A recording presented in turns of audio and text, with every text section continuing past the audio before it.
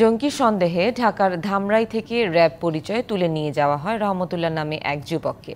তারপর পেরিয়ে যায় ১৬ মাস। পরিবারের কাছে ফিরে এসে রহমতুল্লাহ জানান, ভারতে বন্দী থাকার পর শনিবার চাঁপাইনবাবগঞ্জ সীমান্ত দিয়ে ফেরত পাঠানো হয় বাংলাদেশে। এদিকে সন্তানকে ফিরে পেয়ে আবেগাপ্লুত পরিবার। ২০২৩ সালের ২৯শে আগস্ট রাতে র্যাব ও সাদা পোশাকে একটি দল ধামরাইয়ের গাঙ্গুটিয়া ইউনিয়নের বড়নালাই গ্রামের যুবক রহমতুল্লাহকে নিজ বাড়ি থেকে তুলে নিয়ে যায়।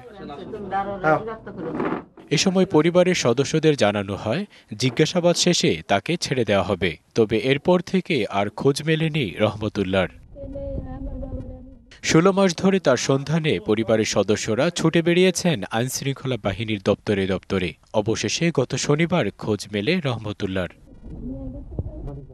চাঁপাইনবাবগঞ্জের গোমস্তাপুর থানা পুলিশের কাছে সংবাদ পেয়ে ছুটে যান পরিবারের সদস্যরা। রহমতুল্লাহর মুখে শোনা যায় বন্দিদশার বর্ণনা। জেল থেকে বের করছে, তারপরে বাংলাদেশে দিয়ে আজকে বাড়ি আইছি। সন্তানকে ফিরে পেয়ে কান্নায় ভাসছে পরিবার। তাগো ধরে ধরে চোখের পানি কই কি বাবা রে, আমার বাবা রে কি করছে ওরা নিস নে বাবা। ওর নামে একটা অভিযোগও নাই, ওর নামে একটা রিপোর্টও নাই, মামলা না ওনাই কিছুই নাই, ওর নামে কেস কাবারি কিছু নাই। তাও তারা মানলো না, কই জিজ্ঞাসাবাদ করে ছাইরা দিব। আগস্ট ২০২৩ রহমতুল্লাহ নামে একটা লোক অপহরণ হয়েছিল বলে আমাদের এখানে একটা মেসেজ ছিল, জিডি করেছিল তার মা।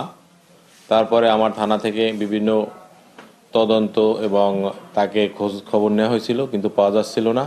সে ইন্ডিয়ায় ছিল, ইন্ডিয়া থেকে তাকে পুশব্যাক করা হয়েছে।